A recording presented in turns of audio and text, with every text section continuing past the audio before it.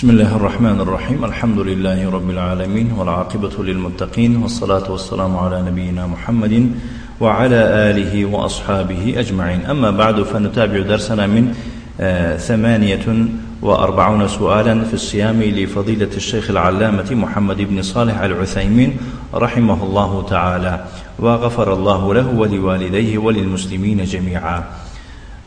اینک ما درسای خود را دوام میدیم از کتاب 48 سوال عاید روزه از آن شیخ علامه محمد بن صالح العثیمین، الله سبحانه و تعالی این کس را رحمت کرده باشد و این کس را مغفرت کرده باشد و والدینشان را و جمیع مسلمانان را.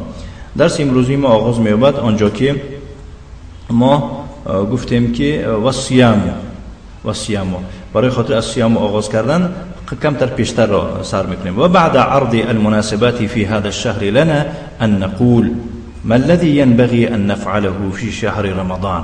بعد از پیشنهاد کردن این مناسبت ها، این حادثه هایی که در درس های گذشته ذکر کردیم در این ماه روی داده است، ما یعنی ان نقول باید ما سوال دهیم که با خود سوال دهیم که ما الذي ينبغي ان نفعله، یعنی چی لایق است که ما آن را انجام دهیم در این ماه رمضان. الذي نفعله في هذا الشهر المبارك اما واجب، همون کاری که ما باید در این ماه مبارک انجام دهیم یا از اعمال واجب است، و اما مندوب یا که مستحب است. فالواجب هو الصيام، واجب از چه عبارت می باشد؟ روزه گرفتن این ماه می باشد. و المندوب هو القيام، یعنی مستحب یا که بگیم سنت آن است که این شب ماه رمضان را به تراویح و به نماز و دیگر ذکر و تسبیح و قرائت قرآن گذرانیدن. شیخ می فرماید رحمه الله تعالی: والصيام كلنا يعرف هو الامساك عن المفطرات من طلوع الفجر الى غروب الشمس تعبدا لله. یعنی روزه چیست؟ هر کدومی از ما میداند که روزه این یعنی خودداری کردن است از هر چیزهایی که روزه را چیکار میکنند؟ میشکند. از دمیدن صبح صادق تا فرو رفتن آفتاب به خاطر عبادت کردن الله حق سبحانه و تعالی. دلیل قوله تعالی، دلیل این سخن الله تعالی است: فالآن باشروهن وابتغوا ما كتب الله لكم وكلوا واشربوا حتى يتبين لكم الخيط الأبيض من الخيط الأسود من الفجر ثم أتموا الصيام إلى الليل. یعنی فالآن باشروهن، اکنون شما به زنها نزدیکی جویید، یعنی به زنها خفتخیز کنید، یعنی شبها رو گفته است در شبها. و ابتغوا ما كتب الله لكم، الله برای شما چی را که مقرر کرده است درخواست آن باشید، یعنی طلب کنید که برای خاطر نفستون آرام کردن، برای خاطر یگون فرزند صالح طلب کردن، طلب کنید، درخواست کنید. و کلوا واشربوا، بخورید و بنوشید، یعنی که تو که شبها بخورید بنوشید حتی یتبین لکم، تا این که برای شما روشن افتد، یعنی رشته سفید از رشته سیاه، یعنی که صبح تا برای شما انیق شدن، تا دمیدن صبح برای شما اجازه ده هم خفت خیز کردن با خاندان خود و هم خوردن و هم نوشیدن. ثم اتموا الصيام، بعد از آن روزه را با دارتون به اتمام رسانید الى الليل، تا شب. شب کدام وقت میشه؟ وقتی فرو رفتن آفتاب. والغرض من الصيام ليس ترويض البدن على تحمل العطش وتحمل الجوع والمشقة. یعنی مقصد از روزه گرفتن این یعنی که چی ریاضت دادن بدن نیست که بدن بر ریاضت تربیه میکنید برای خاطر به تشنگی برداشت کردن و به گرسنگی برداشت کردن و به مشقتی ها برداشت کردن. نه، مقصد از روزه گرفتن این نیست، ولكن هو ترويض النفس على ترك المحبوب لرضا المحبوب. ولی مراد از روزه چیه؟ این یعنی مشق یا دادن نفس است، یا که گویم ریاضت نفس است به ترک کردن محبوب به خاطر رضاگی محبوب. فهمیدید؟ یعنی والمحبوب المتروک هو الاكل والشرب والجماع، یعنی همون چیزی دوست داشته شما که او را به خاطر الله ترک میکنید و خوردن است و نوشیدن است و خفت و خیز کردن است به خاندان خود.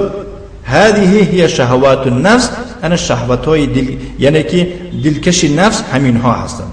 اما المحبوب المطلوب رضاه، اما فهو الله عز وجل، اما اون چیزی دوست داشته ای که او را از هر یک مؤمن مسلمان درخواست کرده می شود رضاگی آن را، این الله حق سبحانه و تعالی می باشد. فلا بد ان نستحضر هذه النية اننا نترك هذه المفترات طلبا لرضا الله عز وجل. ما باید که یعنی که در وقتی نیت کردن خود همین حادثه ها را یا که همین مقصد را حضور کنیم، در وقتی نیت کردن همین مقصد را حضور کنیم که ما این چیزهای مفترات یعنی خوردن و نوشیدن و جماع ترک میکنیم طلبا لرضا الله عز وجل، به خاطر درخواست جستجوی رضایی الله حق سبحانه و تعالی. والحكمة من فرض الصيام على هذه الأمة قد بينها الله سبحانه و تعالی في قوله. حکمت از فرض گردانیدن یا که از فرض شدن روزه به بالای این امت الله سبحانه و تعالی دلیل و روشنی انداخته است. در کلام خود گفته است که یا ایها الذین آمنوا، ای کسانی که مؤمن هستید، کتب علیکم الصیام، و شما روزه گرفتن فرض شد، کما کتب علی الذین من قبلکم، چنانه که به کسانی که قبل از شما بودند فرض گردانیده شد. چرا روزه را برای شما فرض کردیم؟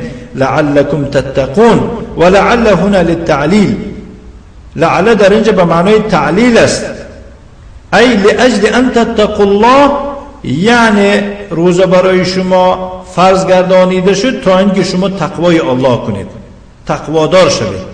بعضی کسا میگه معده دم میگیرد، این خیلی میشه سلام، این برای ما و شما 100 سال در کار نیست در برابر تقوا. فهمیده؟ فتترکوا ما حرم الله، یعنی که باید که شما ترک بکنید آنچه را که الله سبحانه و تعالی حرام گردانیده است. وقت قوموا بما اوجب الله، و بجا آرید آنچه را که الله بالای شما واجب مقرر کرده است گردانیده است. و فی الصحیح عن النبی صلی الله علیه و آله و سلم انه قال، در صحیح چنین آمده است از پیغمبر صلی الله علیه و آله و سلم که پیغمبر صلی الله علیه و آله و سلم چنین فرمود: من لم يدع قول الزور والعمل به والجهل فليس لله حاجة في ان يدع طعامه وشرابه. رواه البخاری. کسی که سخن دروغ ترک نکنه در وقت روزه و عمل به شهادت زور دروغ و گپ دروغ عمل کردن ترک نکند، جهل و جهالت بی‌آدابی بی ترتیبی را ترک نکند، الله سبحانه و تعالی محتاج او نیست که چیکار کند. فلیس لله حاجت، یعنی که حاجت نیست که الله سبحانه و تعالی حاجتمند نیست که وای فقط چیکار کند، طعامش را ترک کند و نوشاکیش را ترک کند و در برابر ترک طعام و ترک شراب چیکار کند، سخنای بی معنی غیبت و دیگه غیابی کارای بیزی کند.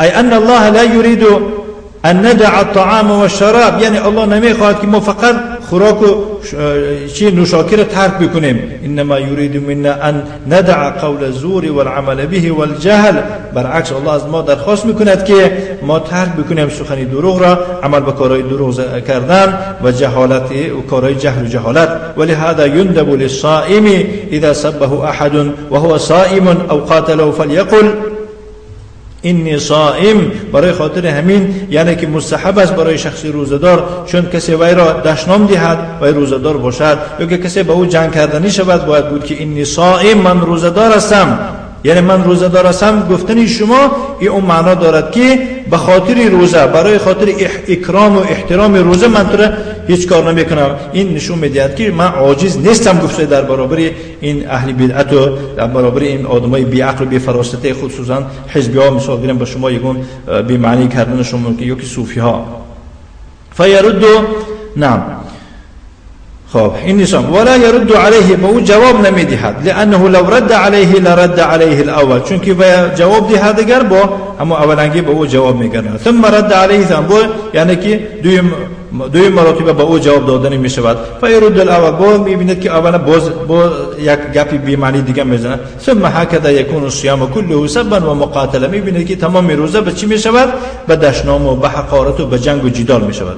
و اذا قال اني صائم، این نقطه است، من روزه دارم گفته این نقطه است، یعنی به مانند به تعبیر خود ما میگن که جواب احمق سکوت.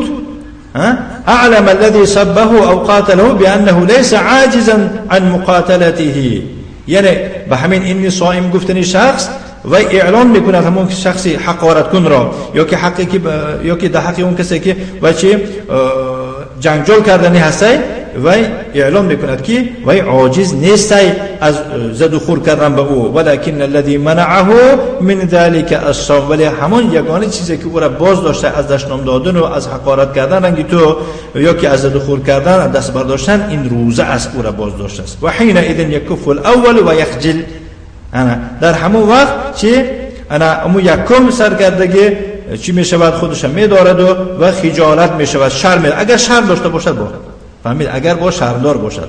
ولا یستمر فی السب والمقاتله، یعنی که در دشنام و در جنگ و جدالش چی بردوامی نمیدهد. هذه هي الحکمة من ایجاب الصوم، یعنی حکمت از واجب شدن روزه همین است. و اذا كان كذلك فينبغي لنا في الصوم ان نحرص على فعل الطاعات من الذكر وقراءة القرآن والصلاة والصدقة والإحسان الى الخلق والى آخره. وقتی که مقصد از روزه همین تقوا باشد و ما لازم است در روزه باید چیکار تلاش و کوشش کنیم علی فعل الطاعات، و انجام دادن کارهای طاعت. مثلا در طاعت داخل می شود ذکر کردن، قرائت قرآن، نماز خواندن، صدقه دادن، احسان به خلق کردن، و بسط الوجه و چهره را کشادن، و شرح صدر سینه را کشادن، یعنی که در سینه هر چیز بغض و کینه و کدورت جمع نکردن، و حسن الخلق اخلاقی پسندیده. کل ما نستطيع ان نهذب انفسنا به فاننا نعمل، یعنی هر آن چیزی که ما میتوانیم که به هوای نفس خود را آراسته بکنیم، تربیه بکنیم، ما باید وی را انجام بدهیم. فاذا ظل المسلم على هذه الحال طوال الشهر، وقتی که مسلمان به همین حالت حیاتش میگذراند طول این ماه، فلا بد ان يتاثر، حتما باید که تاثیر گیرد. ولن يخرج الشهر الا وهو قد تغير حاله، انا میبیند که ماه رمضان میبراید و این کس اخلاقشان دیگر شده است. پیش رمضان دروغگو بود، در رمضان دروغگویی را پرتاب، بعد رمضان هم میبیند که عادت کرده است دروغ نگفتن را. ولهذا شرع في آخر الشهر ان يخرج الانسان زکات الفطر تکمیلا لتزکیه النفس. برای خاطر همین از در شریعت نشان داده شده است که در آخری ماه انسان باید که زکات فطر دهد، برای خاطر با پر کردن پاکیزگی نفسش را.